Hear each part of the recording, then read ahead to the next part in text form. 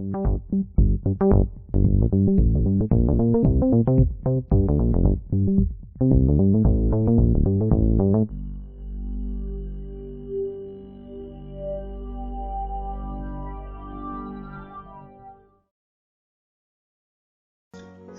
everyone, my name is Patrick Clark and I host the website notesintheleftmargin.com, and today's little video commentary is on that all too popular topic, artificial intelligence. I'm going to come at it from a different angle. A lot has been said as to what AI is going to do as far as replacing people in the workforce and so forth and so on. And where's AI going to go? And is it a good thing or is it a bad thing? But nobody's really looked at, as far as I can tell, how AI is going to change the face of knowledge and what we consider knowledge to be. To give you an example of what I mean, and once again I'm going to go back into the past a little bit, not too far, but there's going to be some of you in the audience that can remember what things were like before cell phones, and indeed what things were like before wireless phones. You had to remember phone numbers, and you did it pretty much automatically. You could spin off your friends' phone numbers, you could rattle them off quite easily, and you remembered a lot more. And also, then along came the internet, and took us a while, but we got used to search engines. And now, when you need to know something, you go to Google or your favorite search engine, DuckDuckGo or any of the others, and you get the answer. But remember when you had to actually have a much deeper understanding of knowledge? You actually knew how the answer was arrived at. And now we're in a different situation where we need to trust not only the technology but the sources it came from. And what do you get when you remove that deeper understanding? The exercise of actually getting to the knowledge. That is being, I won't say lost, but it's like an underutilized skill now. And we are becoming just compilers of information.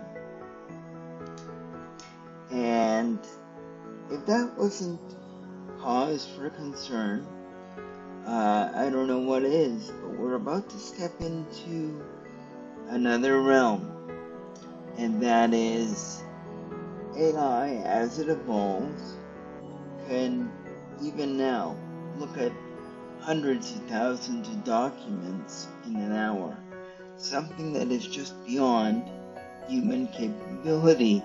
There is no way that we can go through that amount of information in a year, maybe, but not in an hour. And that is not to say that AI has an understanding of the information it's digesting. Not yet, anyway. But we are now in a situation where we can use the AI to solve certain problems or to look at a great deal of material, but we have to trust it.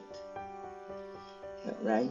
We can no longer look at that amount of information in a useful period of time and truly understand it.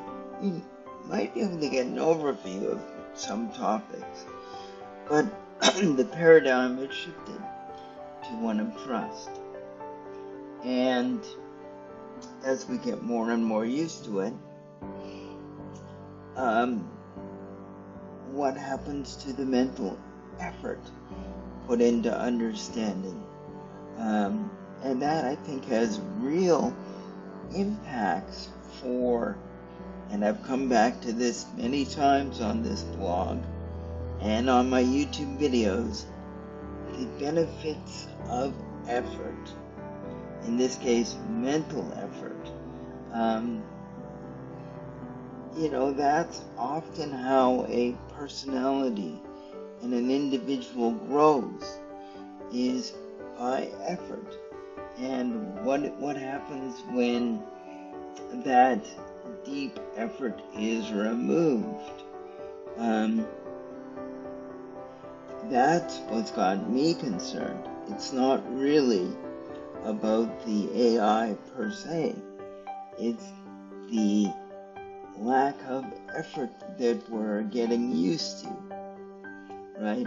And indeed, what are some of the results in that? Could it be that we kind of don't really understand ourselves anymore? Because, especially for young people, they don't go through that. They might not go through a deep introspection as they go through adolescence, because they're not used to doing it, right? It used to be that because you learned to really contemplate subjects and ideas in school when you became an adolescent, you might have thought deeper. You probably did. And now we've got a culture that is used to getting the answer quick. And that makes the whole pool shallower, right? And these are the things that really concern me, and I think we need to really find a way to keep the old the brain engine digging deep, because I think that's where a lot of quality of life comes from ultimately. And I think if you talk to elders, regardless of the culture, they get a lot of their personality and insights because they have thought deeply about things in their lives and things in their group or society. And again, there's a companion article that kind of covers these topics of knowledge and how it's changing, and mental effort, and just the fact that we are becoming gatherers of information, not knowledge, but just gatherers of facts. And I'm using information instead of knowledge deliberately, because knowledge implies an understanding of a subject or of an aspect. And we are in a really bizarre situation where we are getting to a point where we can't know certain things. And we're getting into a habit of just gathering information instead of understanding it. And I just find this very interesting and somewhat concerning. Anyway, I'm going to end this little 10-minute video now, because those are the issues that I wanted to bring up. Let me know your feelings either in the comments below the YouTube video or on my blog, notesintheleftmargin.com, and you can find a link in the description directly to the article, which kind of says this in a much more precise way, or you can just visit the website itself, you can leave a comment either on the website or on YouTube, whatever you like. I read everything, so feel free to comment. Have a good day, everyone. Bye-bye for now.